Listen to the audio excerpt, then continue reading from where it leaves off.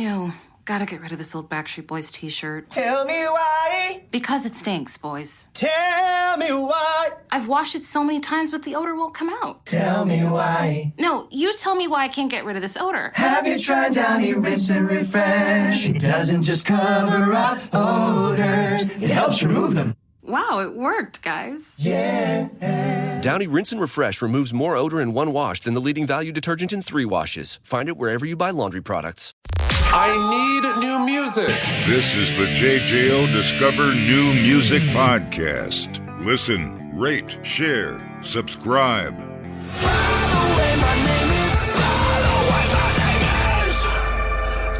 I want to introduce you to Hardy, the new album, The Mockingbird and The Crow, out January 20th. The current single that you're hearing is Jack. And we'll start off by saying you are at least listed as a country music singer-songwriter. You've worked with Florida Georgia Line, Thomas Rhett, Blake Shelton, but people might be going, Brock, why are we talking to a country guy? However, I think, and ever since Donnie and Marie sang about a little bit country and a little bit rock and roll, we have been having that line combined, the two genres. Why, Hardy, in your professional opinion, do you think rock and country work so well, and why we are here on a rock station talking to a quote-unquote country artist? I would argue that like instrumentation they're the most similar as far as every country band has a guitar player and a bass player, and so does every rock band. And I don't know, I think there's something to that. I've always thought too that like rock and roll, not so much, it's not so acute, but like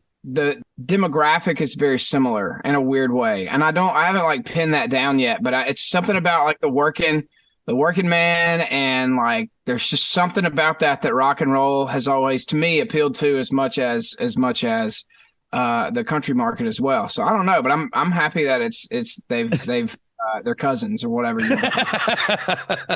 that you've crossed over now. And it's fun to see, because when you look at that laundry list of people and then some, that was just a couple that you worked with, and not to mention nominations on the countryside, and now seeing that rock kind of crossover. Was that kind of surprising to you to see that rock world go, hey, we like this, we're going to put that on? Man, it was. And I didn't go into that like negatively at all, but I was just very curious to know like how that was going to be received.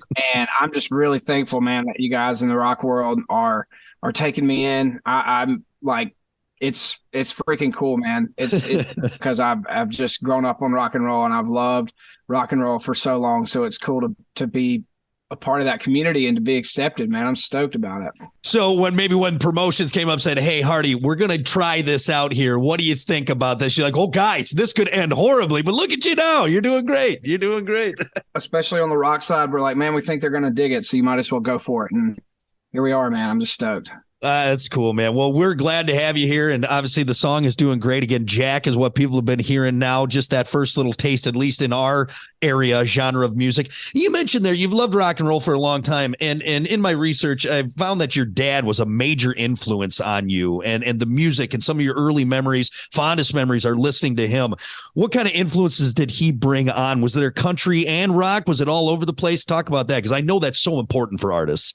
Dude, it was zero country. If he like really? Every now and then he would put on like a Merle Haggard CD or and all that stuff I'm now a fan of. But when I was a kid, I hated it, dude. And I was like, and it was like the harder, the heavier, the better. But dude, it was everything. I mean, all the classic stuff, like, you know, all the big bands, right? Pink Floyd, Zeppelin, and all that. And then he had his own like little quirky, you know, bands and artists like Billy Thorpe and like Robin Trower and some of those like random people and I don't know. So a lot of classic rock, and then that kind of segued into me discovering like rock and roll like on my own when I was a kid growing up, like through MTV and stuff like that, and listening to some local rock stations.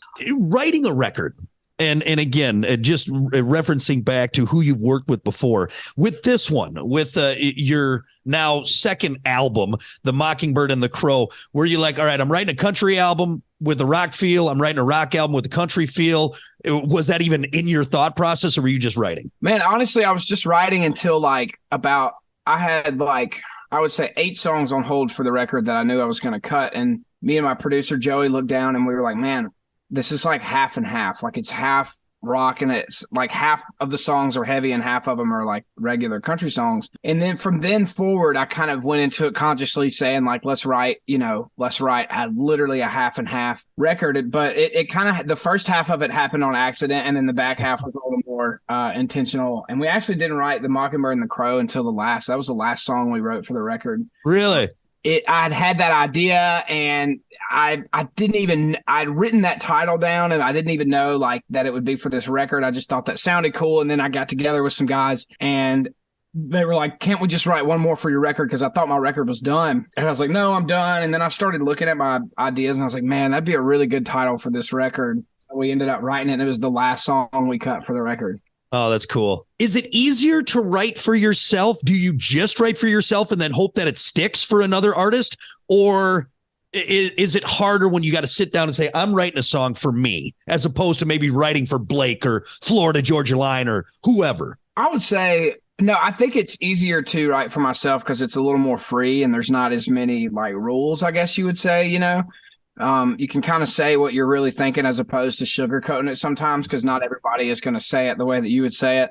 Yeah. But no, I mean, I've always said, like, when I sit down in the room to write with like my collaborators and stuff, that I just want to write the best song in the room that day. And if it turns out to be one of mine, it does. And if not, then that's totally fine. I moved to town to write songs for other people, which is a huge industry, you know, in Nashville. And so I still love doing that, man. Like, so now that this record's done, my like writing for me brain is shut off, and probably for the next year, I'll just focus on writing songs for other people and trying to get hits on the radio. And then, you know, about a year from now, I'll probably start thinking about writing for a record again. It's so interesting to see how your mind works like that. Like, okay, I'm going to let's write some hits, and then I'll take some me time and break it down the way I want to. It's just such a cool way, because I know all artists are different in doing that. And it's now cool to see, I guess in the country world, and I saw this is really when Chris Stapleton got all this noise about, and everyone's like, wait, who the hell is this guy?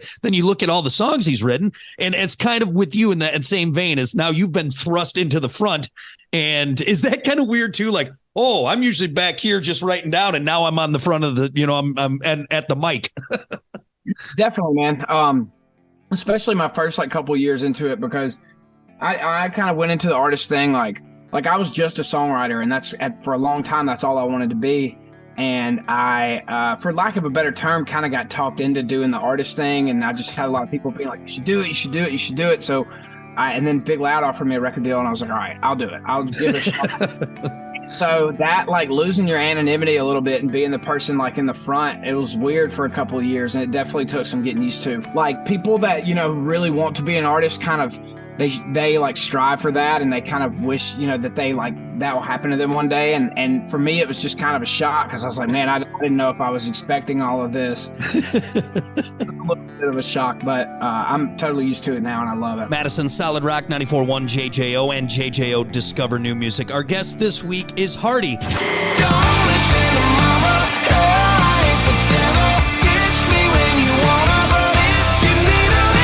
Talking to us about the new release, The Mockingbird and The Crow. Jack, it's a banger, man, and you even got some screams in there. I love it. It's when I was reading up on you, I'm like, okay, let's see what this is all about. I'm like, okay, he gets it. He gets it, man. I'm trying to get better and better with my screams, but I appreciate it, man. I take that as a huge compliment, because I'm working on it. It's an art form. It really is. It really is. Yeah. There's good ones out there, man. There's some people that like it, and I'm like, I don't know how you do that, man. I've got one mode. I can't do it all, but some of those guys are impressive. I was watching your YouTube channel, and now that we got the important stuff out of the way, the music, and get that, the episode of the Hardy Show, episode 1, you and your lovely wife go fishing. And my wife, she knew you as soon as I said, oh yeah, I'm talking Hardy. She's like, oh, that's so cool. She's like, I think he's a big fisherman. So I got kind of excited, because honestly, before our interview, I was looking up some ice fishing stuff, because it's wintertime now. I know you're nice, warm Mississippi or Nashville, so it's probably not that bad. But your wife has the same, I guess, problem as my wife is. Well, my wife can take the fish off the hook. She doesn't like baiting the hook. Does your wife at least bait her own hook? You know, we haven't fished with live bait, so I don't know, but I doubt it. She had a cricket and she knew she had to stick a hook through it. I don't think she could live. So I don't think she can bait on hook either. See, my wife doesn't like snakes, and worms are like little snakes to her, so she is not baiting that hook at all. But she's gotten better at taking the fish off, because I liked what you said in there. You said, you got to learn, honey. And I was like, that's exactly what I say. Got to learn, and you got to know that the second you take it out of him, he's going to feel so much better. So that's right. Purpose, it's okay, you know. You get them back in there. So with that said, what's more exhilarating for you now, being a fisherman and knowing you're fishing? Is playing in a packed arena, or knowing you got like a 5-pound bucket mouth bass on the end of that line? What's better? Bass all day.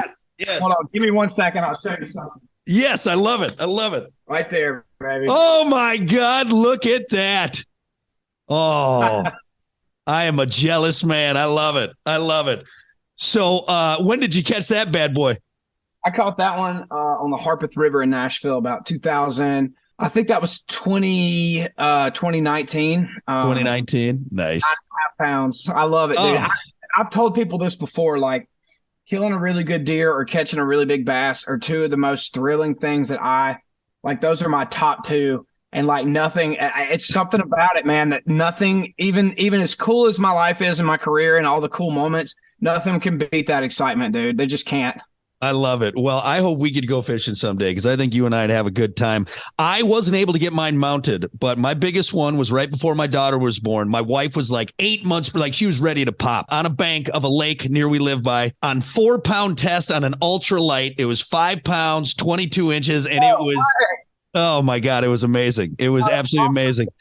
And bless my wife, she said, I was going to get it mounted for you, but then I saw how much that cost. So she just printed off a little picture for me. I said, that's good enough, honey. It could be expensive for sure. A little bit, but no, I'm glad I found a fellow fisherman in the music world, because we don't get out as much as we like to. So have you ever been ice fishing? You should come up here and we'll go ice fishing sometime. Oh, I would love to, man. I went one time when I was like a kid in New Hampshire with a buddy of mine, but we didn't even get a bite. So I don't really know.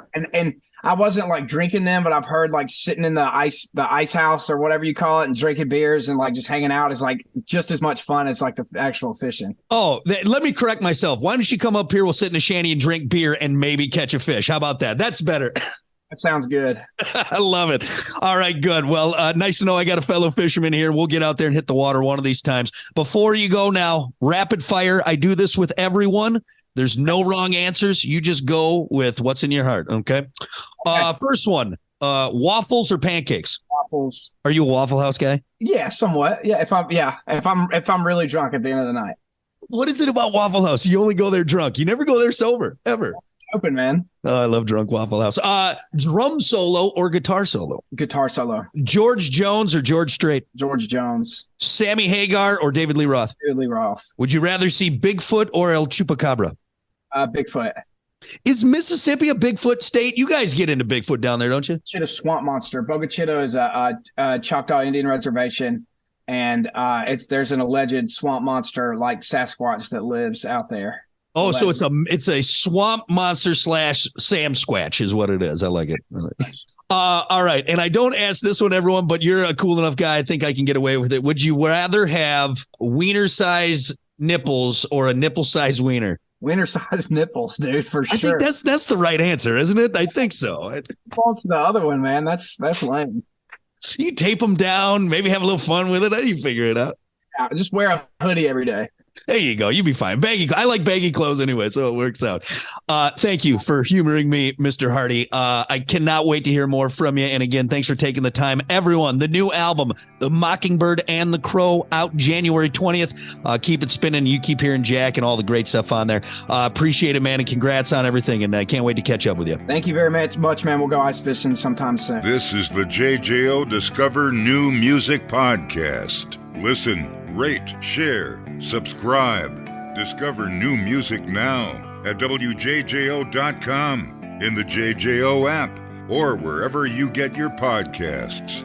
Brock has a new interview every Thursday evening between 6 and 7. 94.1 JJO.